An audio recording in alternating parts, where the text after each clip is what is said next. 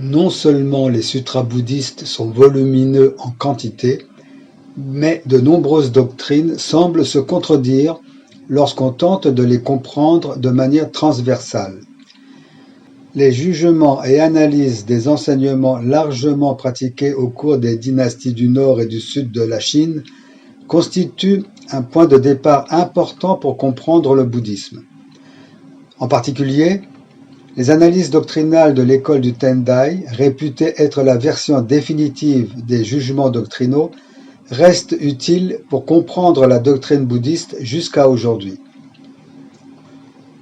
Comme on le sait, l'analyse doctrinale du Tendai est organisée en 5 périodes classées en fonction du moment où les sutras ont été prêchés, tels que l'ornementation fleurie, le parc des daims, les sutras développés, la sagesse, la fleur du dharma, le nirvana, en 4 méthodes d'enseignement, subi, graduel, secret et indéterminé, et 4 contenus des enseignements, les enseignements des corbeilles, communs, particuliers et parfaits.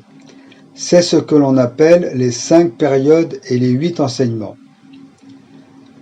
Le cadre de cette analyse doctrinale a été organisé par le grand maître Tendai Ziyi, 538-597, le fondateur matériel de l'école du Tendai, puis à travers ses disciples Zhangang Guanding, 561-632, qui nota et rédigea ses cours, et Jingji Zanran, 711-782, qui commenta les 3 ouvrages majeurs de Tendai. Elle s'est enracinée sous les noms de 5 périodes, 4 enseignements du Dharma, 4 méthodes d'enseignement et, finalement, sous le nom les 5 périodes et les 8 enseignements.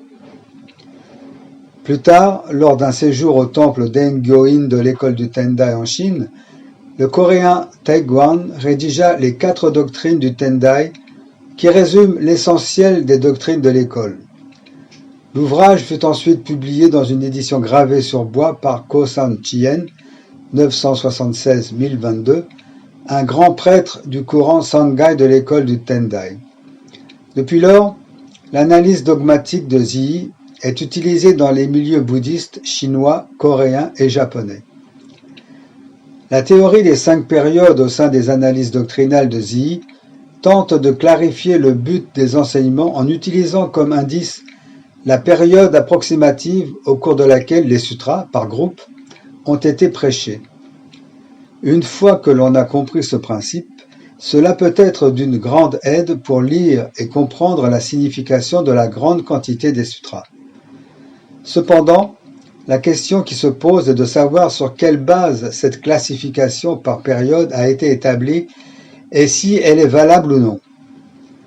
Même si les classifications sont valables, il est alors nécessaire de comprendre exactement quelles sont les caractéristiques de chaque période.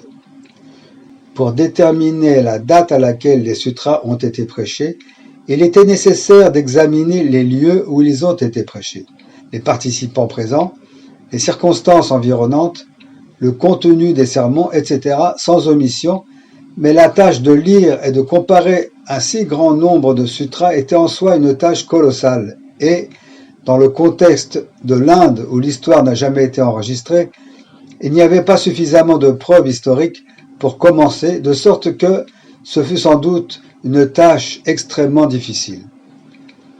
On sait qu'il y a des phrases dans le contenu du sermon qui révèlent des périodes de temps spécifiques, telles que l'âge et les années. Il était donc plus objectif de les utiliser comme base, même si elles ne sont pas aussi nombreuses en termes de quantité. La raison pour laquelle Ziyi a divisé le moment des sermons en 5 périodes en examinant les divers sutras est que chacun d'entre eux a ses propres caractéristiques significatives, de même que les 365 jours de l'année sont divisés en 4 saisons, car chaque saison a ses propres caractéristiques. Par exemple, la première des 5 périodes dans l'analyse de Ziyi est la période de l'ornementation fleurie, en japonais Keigonji.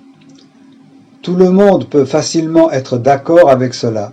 En effet, le moment de l'enseignement est clairement indiqué au début du sutra.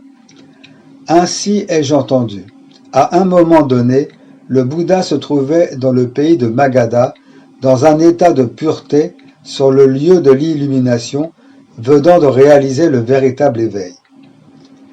Il est clair que ce sutra a été prêché peu après l'atteinte de l'illumination du Bouddha sur le lieu de son éveil, sous l'arbre Bodhi au pays de Magadha. S'il apparaît évident que le sutra de l'ornementation fleurie fut le premier enseignement donné par le Bouddha, établir la chronologie des autres enseignements fut un travail extraordinairement difficile. Pour donner un exemple, pour Zhiyi, cette phrase du premier chapitre du Sutra du Lotus, « Si des hommes confrontés à la douleur prennent en dégoût vieillesse, maladie et mort, ils, c'est-à-dire les Bouddhas, leur prêchent l'extinction, le nirvana, qui mènera les douleurs à leur terme. » À laquelle il adjoint cette phrase du chapitre des moyens, « Ayant réfléchi à ces choses, je me dirigeais vers Varanasi, c'est-à-dire Bénarès, j'ai prêché aux 5 moines. » Phrase auquel, en rajoutant celle-là du Sutra du Nirvana, autrefois à Varanasi, je tournais la roue du Dharma pour les auditeurs, et d'abord à Kusinagara, je tournais la plus grande roue pour les bodhisattvas. Il comprit que les sutras Agama furent prêchés après le sutra de l'ornementation fleurie. Je ne vais pas suivre Zhi dans son analyse méthodique des sutras, de leur chronologie et de leur contenu. Je vais me contenter de résumer cette analyse, sachant que le Bouddha Shakyamuni avait un objectif précis dans l'enseignement de chaque période.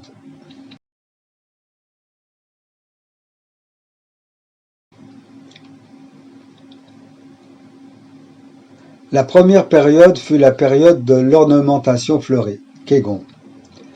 Elle se déroula sous l'arbre Bodhi près de Gaya et dura 21 jours. Au cours de cette période, Shakyamuni enseigna le sutra de l'ornementation fleurie du grand Bouddha correct universel. L'école fondée sur ce sutra est l'école de l'ornementation fleurie. L'objectif de Shakyamuni en enseignant ce sutra était la soudaineté.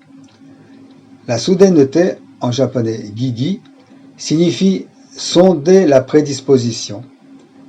Cela signifie octroyer le sutra de l'ornementation fleurie aux êtres pour sonder leur prédisposition. Autrement dit, le vénéré Shakya, ayant obtenu l'éveil, réfléchit aux moyens de guider les êtres. Il exposa le sutra de l'ornementation fleurie, issu de sa réflexion qui contient les significations élevées du grand véhicule, de manière à sonder leur capacité vis-à-vis de la voie du Bouddha. Or, voyant les auditeurs hébétés à l'écoute de cet enseignement, il poursuivit son prêche par les sutras plus abordables de la deuxième période. Cette deuxième période est la période Agama, en japonais Agon. Elle se déroula au parc des Dins à Bénarès et dura 12 ans. Les sutras prêchés au cours de la période Agama sont les instructions par rubrique de 1 et plus, les instructions longues, les instructions moyennes et les instructions diverses. Les écoles fondées sur ces enseignements, qui se rattachent au petit véhicule, sont le trésor de la scolastique, Gusha, accomplissement de la vérité, Jōjitsu, et les commandements, Litsu. L'objectif que cherchait à atteindre Shakyamuni au cours de cette période était la séduction. La séduction, en japonais yuin, signifie attirer, initier. Il s'agissait d'octroyer les sutras Agama à une partie des êtres. En effet, si Shakyamuni avait donné de but en blanc les profondes doctrines du grand véhicule aux auditeurs et Bouddha pour soi, c'est-à-dire les deux véhicules des êtres de prédisposition moindre, ceux-ci n'auraient pas pu les comprendre. Aussi, pour les attirer progressivement vers les enseignements élevés, leur enseigna-t-il d'abord des enseignements mineurs qui leur serviraient de base.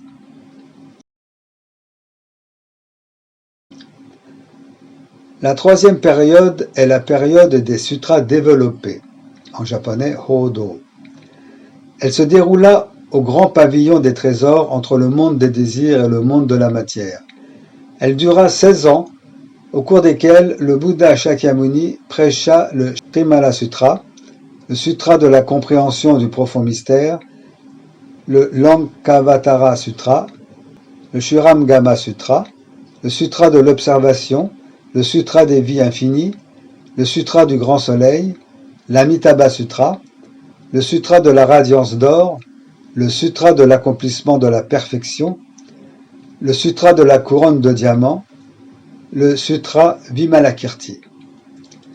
Les écoles fondées sur ces sutras sont la nature des dharmas, en japonais Hosso, la terre pure, Jodo, la véritable école de la terre pure, Jodo Shinshu, les écoles de la méditation, le Zen, l'école des paroles véritables, Shingon.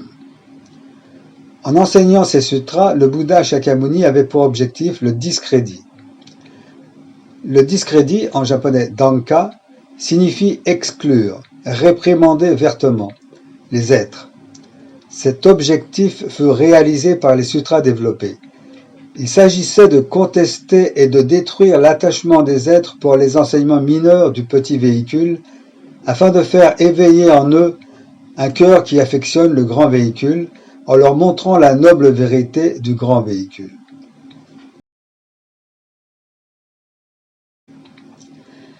La quatrième période fut la période de la sagesse, Hanya en japonais.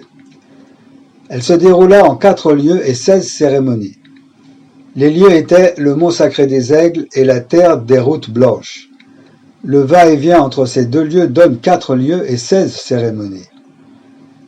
La période de la sagesse dura 14 ans au cours desquels Shakyamuni enseigna le grand sutra de la perfection de la sagesse, le sutra de la louange de la lumière de la sagesse, le sutra de la sagesse adamantine. L'école fondée sur ces sutras est l'école des 3 traités, Sanlong. L'objectif que s'était donné Shakyamuni pour cette période est le filtrage. Le filtrage, en japonais Tota. L'idéogramme To signifie laver le riz. C'est laver, plonger dans l'eau. L'autre idéogramme, Da, signifie également plonger dans l'eau, nettoyer. Entre les personnes qui ont un esprit étriqué et celles qui ont un esprit large, il existe de grandes dissimilitudes. C'est ce que de nos jours on appelle la différence. En bouddhisme, on enseigne la différence et l'égalité. Le mot différence désigne les dissemblances entre les visages ou la constitution physique, la différence de sexe entre l'homme et la femme, les disparités entre les capacités individuelles, toutes ces distinctions étant dues à la conditionnalité. Autrement dit, en ce monde, tout est l'aspect de la différence, ce qui représente une facette du principe véritable. Le filtrage consiste à rassembler ce qui présente des différences, sélectionner et uniformiser. C'est pourquoi il s'agit de nettoyer les différences visibles. Dès lors, même pour les gens du petit véhicule, à partir du moment où ils ont ouvert l'éveil de la sagesse qui en japonais se dit Hanya, du grand véhicule, les enseignements du petit véhicule en eux-mêmes possèdent les significations du grand véhicule. Et ces significations et valeurs apparaissent. C'est ce qu'on nomme le filtrage, ce qui fut octroyé aux prédispositions par les sutras de la sagesse.